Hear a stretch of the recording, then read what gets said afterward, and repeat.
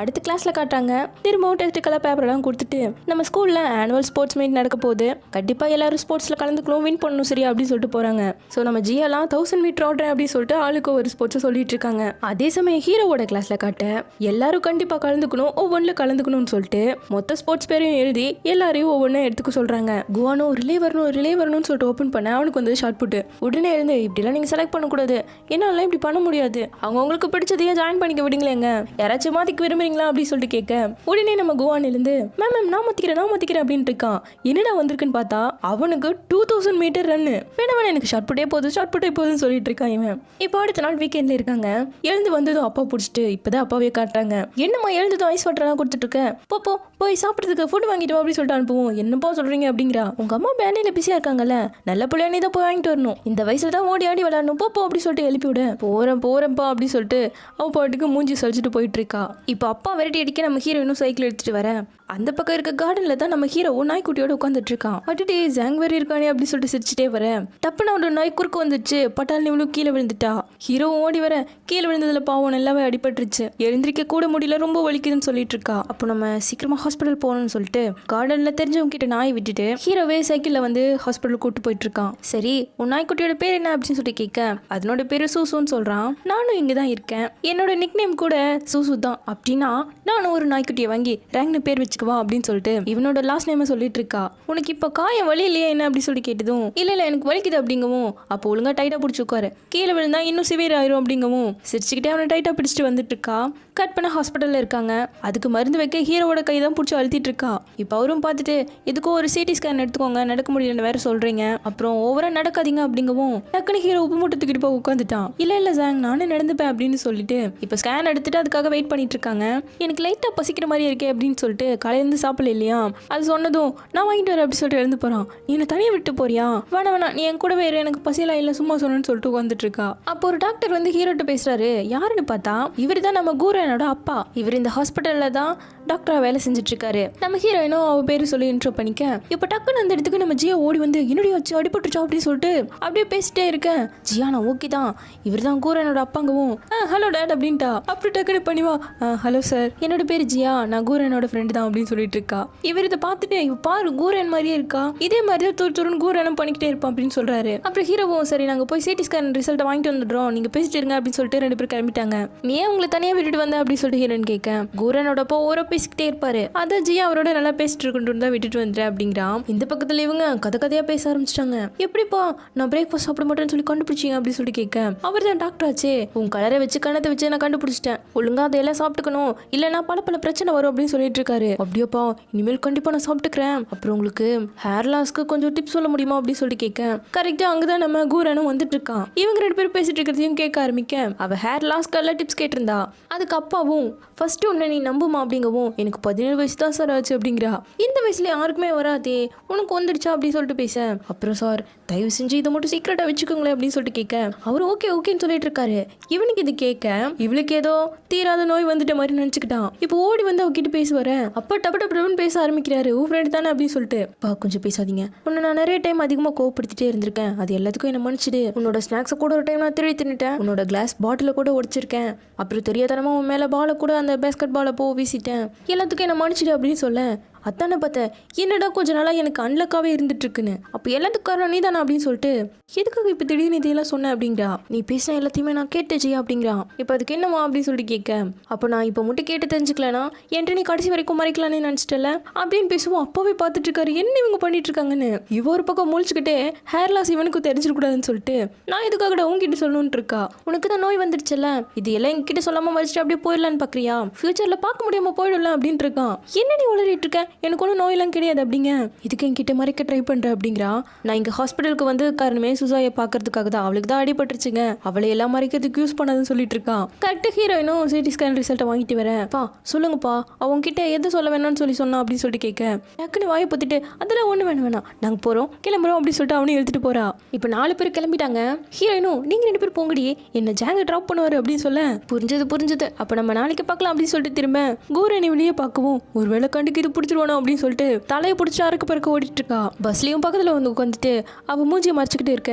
தோ ஷென்னு பாரு அப்படிங்க எங்க அப்படின்னு சொல்லிட்டு கேட்டுட்டு இருக்கா. அப்புறம் புரிஞ்சிடுச்சு இங்க நீ என்ன பண்ணிட்டு இருக்க அப்படின்னு சொல்லிட்டு கேட்க. உனக்கு உண்மையாவே வியாதி இருக்கா என்ன அப்படி சொல்லிட்டு கேட்கறான். உனக்கு என்ன லூஸ், உனக்கு தான் நோய் இருக்கும் போல, திரும்ப திரும்ப இதே கேட்டுட்டு இருக்க. நானே சொல்றேன் சுசாய் பார்க்கறதுக்கு ஹாஸ்பிட்டலுக்கே வந்தேங்க. அப்ப சரி உனக்கு வியாதி இல்லையா நல்லதா அப்படின்ட்டு இருக்கான். இப்ப டக்குன்னு வந்துட்டு திரும்பி உன் அப்பா கிட்ட நீ வீட்டுக்கு போனதுக்கு அப்புறம் கேட்பியா என்ன அப்படி சொல்லிட்டு கேட்கறா. என்ன லூஸ் தனமா பேசிட்டு இருக்கேன், என் அப்பா வரும்போது நான் கொரட்டு தூங்கிட்டு இருப்பேன். நாங்க வீட்டுல எல்லாம் பேசிக்கவே மாட்டோம் தெரியுமா, அவர் எப்போ வருவாரு எப்போ போவாரு, பேசுறதுக்கெல்லாம் டைமே இருக்காதுன்னு சொல்றான். அப்ப நீ எப்பவும் வீட்டுல தனியாக தான் இருப்பியா என்ன அப்படி சொல்லிட்டு கேட்க.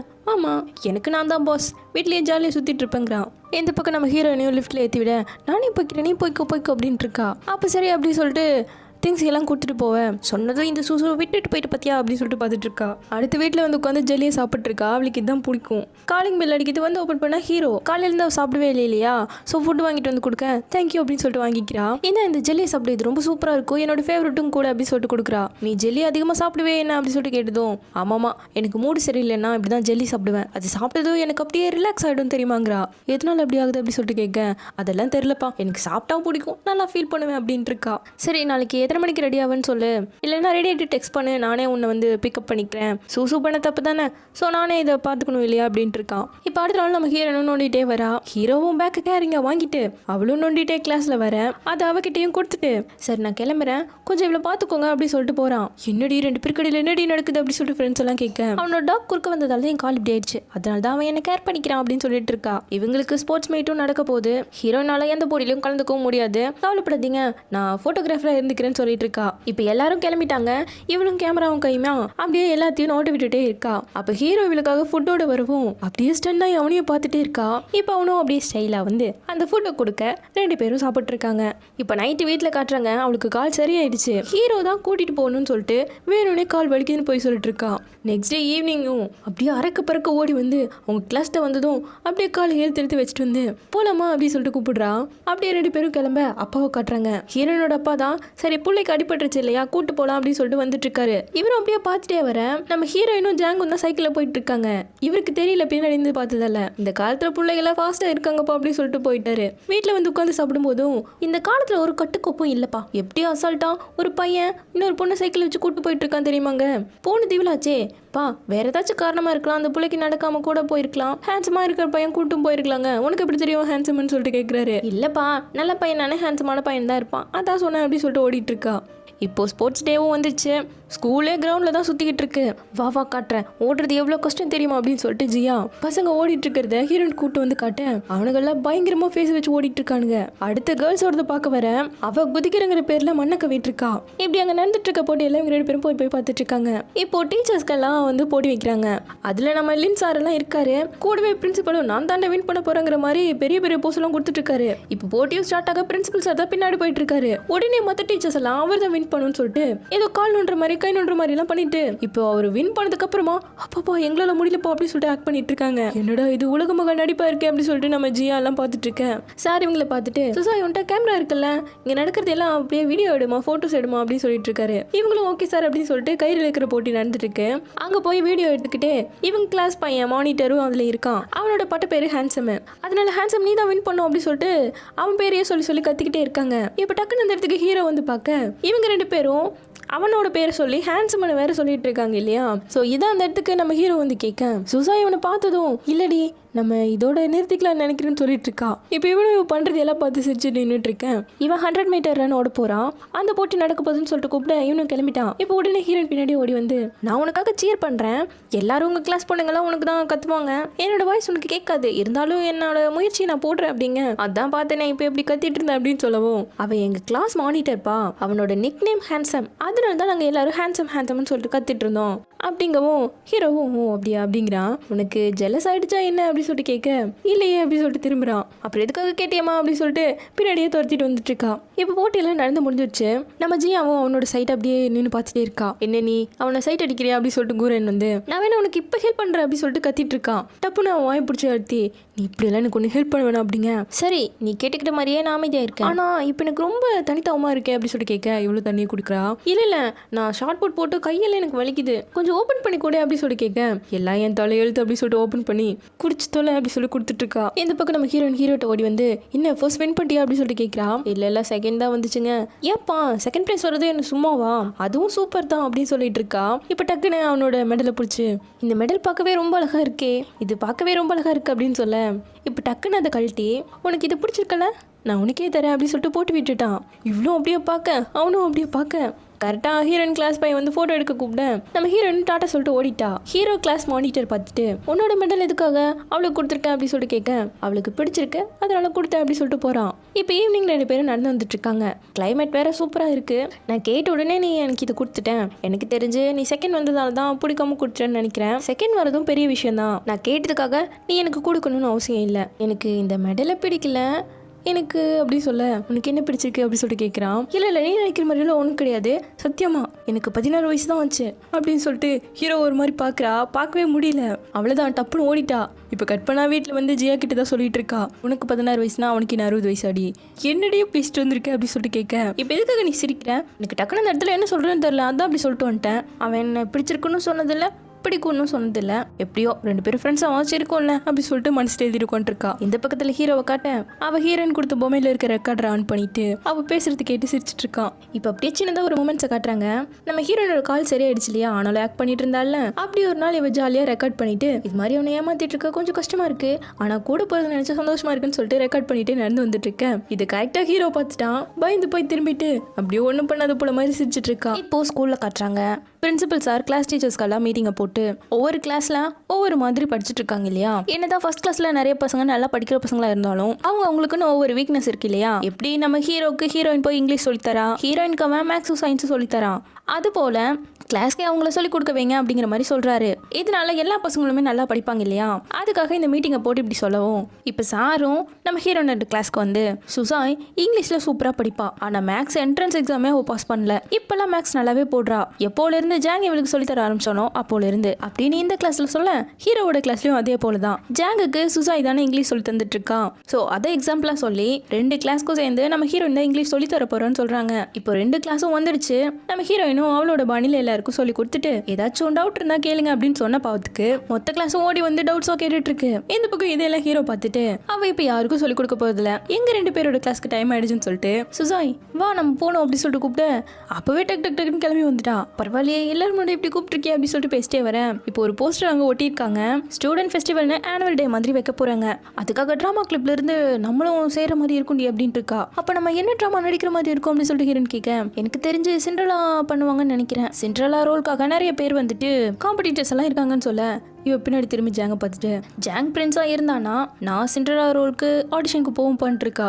இப்போ கட் பண்ணா நைட்டு ஜியா கூட தான் பேசிட்டு இருக்கா. நம்ம ஜியாவோட சைட் இருக்கான் இல்லையா அந்த ஷென்னு, அவன் தான் பிரின்ஸுக்கு செலக்ட் ஆயிருக்கானாமா, அதனால நான் அட்டன் பண்ணல போடின்னு ஹீரோன்னு சொல்லிட்டு இருக்கா. நீ ஏன்டி அப்படின்னு நினைக்கிறேன், இதே நீ சிண்ட்ரலாவா அந்த ட்ரெஸ்ல அழகா வந்து எல்லாரும் முன்னாடி நின்னா இதை ஜாங்க பாப்பா இல்லையா, நீ அழகா இருந்தா அவனுக்கு ஒன்று பிடிக்க ஆரம்பிச்சிடும் இல்லையா அப்படிங்க. அடடே இந்த ஐடியா நல்லா இருக்கே அப்படின்னு சொல்லி ஒத்துக்கிட்டாச்சு. இப்போ டிராமா கிளப்ல தான் இருக்காங்க. ஹீரோ கிளாஸ் மானிட்டர் பொண்ணு இருக்கா இல்லையா, அவளும் இந்த ரோலுக்கு வந்து பேர் கொடுத்துருக்கா. அதனால குக்கீஸை கொடுத்து எனக்கு ஓட் பண்ணுங்கப்பா அப்படின்னு சொல்ல நம்ம கூரனு எனக்கு குக்கீஸ் எல்லாம் பிடிக்காதுப்பா அப்படின்ட்டான். அடுத்து குவான் கிட்ட வர குவானு வாங்குற மாதிரி ரியாக்ட் பண்ணிட்டு எனக்கும் பிடிக்காதுன்னு பண்ணிட்டான். சரி நீ அதை எடுத்துக்கோ ஜாங் அப்படி சொல்லிட்டு ஹீரோட்ட வர நான் எல்லாரோட பெர்ஃபார்மன்ஸை வச்சு தான் ஓட் பண்ணுவேன் அப்படிங்க. நீ சொல்றதும் சரிதான், நானும் என்னோட பெஸ்ட்டை தருவேன்னு சொல்லிட்டு போயிட்டு இருக்கா. இப்போ எல்லாரும் வந்துட்டு ஓட்டிங்கும் ஸ்டார்ட் ஆகுது. லீடிங்ல நான் அந்த மானிட்டர் பொண்ணு தான் இருக்கா, 2வது நம்ம ஹீரோயின் தான் இருக்கா. இப்போ அப்படியே ஓட் வந்துகிட்டே இருக்க இப்போ 2 ஈவெண்ட்ல இருக்கு, இதுதான் கடைசி ஓட், இதுதான் யார் சிண்ட்ரலான்னு சூஸ் பண்ண போகுதுன்னு சொல்லிட்டு அதை எடுத்து படிக்க நம்ம சுசாய்க்கு தான் வந்திருக்கு. ஸோ நம்ம சுசாய் தான் வந்துட்டு சிண்ட்ரலா ரோலுக்கு வந்து செலக்ட் ஆயிருக்கா. அவள் தான் அங்கேயே செம்ம ஹாப்பியாக கத்திட்டு இருக்கா. ஹீரோவும் இதை பார்த்து அவசியக்கு இதை பார்த்து கை தட்டிட்டு இருக்கான். இப்போ அந்த ஷென் பெயிண்ட்டை நம்ம ஹீரோயின் ஓடி வந்து நான் அந்த ஓட்டிங்ஸை கொஞ்சம் பார்க்கலாமா அப்படி சொல்லி கேட்குறா. இது என்ன நீ வின் பண்ணிட்டு நீயே வந்து கேட்குறியா, சரி இந்த அப்படி சொல்லிட்டு எடுத்து கொடுக்க அதில் கரையான ஒரு பேப்பர் இருக்கு. ஆக்சுவலாக அந்த பேப்பர் தான் நம்ம ஹீரோ ஓடுது. ஸோ அவள் யாருக்கு ஓட் பண்ணியிருக்கான்னு தெரியணும் இல்லையா, அதுக்காக இப்போ எடுத்து பார்க்க இவளோட பேர் தான் எழுதியிருக்கான். இத்தனை பேர் ஓட் போட்டு வின் பண்ணதெல்லாம் கண்ணே தெரில. அவன் இவளோட பேர் எழுதியிருக்கும், செம்ம குஷி ஆயிட்டா. இப்போ 2 பேரும் பஸ்ஸில் வந்துட்டு இருக்காங்க. ஹீரோயினும் பார்த்துட்டு நீ எனக்காக தானே ஓட் பண்ண அப்படின்னு சொல்லிட்டு கேட்க, டப்புன்னு அப்படியே கழுத்தை பிடிச்சிட்டு இல்லையே அப்படிங்கிறான். இது வரைக்குமே அவன் போய் சொல்லும் போதெல்லாம் இந்த மாதிரி கழுத்தை பிடிச்சிட்டு ரொம்ப ஷையாக ஃபீல் பண்ணிட்டு தான் இல்லை இல்லம்பா. இப்போவும் போய் தானே சொல்கிறான். ஸோ சிரிச்சுக்கிட்டே தேங்க்யூன்னு சொல்லிட்டு இருக்கான். வீட்டுக்கு வந்து அதையே நினச்சி பார்த்துட்டு இவன் போய் சொல்லும் போது ஷையாக ஃபீல் பண்ணும்போதெல்லாம் கழுத்தை பிடிச்சிக்கிட்டே இருக்கான்னு சொல்லிட்டு அவன் ஓட் பண்ண பேப்பரை கொண்டு வந்துட்டா அதை பார்த்து சிரிச்சிட்டு இருக்கா. இப்போ டக்குனு ஹீரோக்கு மெசேஜ் பண்ணுறா. ட்ராமா நடிக்கிறதுக்காக நிறைய டைலாக்ஸ் இருக்குது, எனக்கு அதெல்லாம் மெமரைஸ் பண்ணுறதுக்கு கொஞ்சம் கஷ்டமாக இருக்குது. ப்ராக்டிஸில் நீயும் எனக்கு ஹெல்ப் பண்ணுறியா அப்படின்னு சொல்லிட்டு கேட்க, எதுக்காக என்கிட்ட கேட்குற அப்படின்னு சொல்லிட்டு கேட்குறான். இல்லை உனக்கு மெமரி நல்லா இருக்குல்ல, இதில் நீ எனக்கு ஹெல்ப் பண்ணனா நான் நல்லாவே குயிக்காகவே கற்றுப்பேன்னு எனக்கு தோணுது. டெய்லியும் கொஞ்சம் நேரம் தான் ப்ளீஸ் ஹெல்ப் பண்ணேன் அப்படின்னு சொல்லிட்டு கேட்க அவனுக்கே சிரிப்பு தான் வருது. நான் உனக்கு கொடுக்க போகிற எக்ஸாமில் நீ 90க்கு மேலே எடுத்துட்டேன்னா நான் அதை பற்றி யோசிக்கிறேன் அப்படிங்க. எனக்கு 90 மார்க்கும் அப்படின்னு சொல்லிட்டு யோசிக்கிறா. கண்டிப்பாக நான் ஹார்ட் ஒர்க் பண்ணி அதை எடுக்கிறேன்னு சொல்லிட்டு அப்போவே படிக்கிறதுக்கு உட்காந்தாச்சு வெறியா.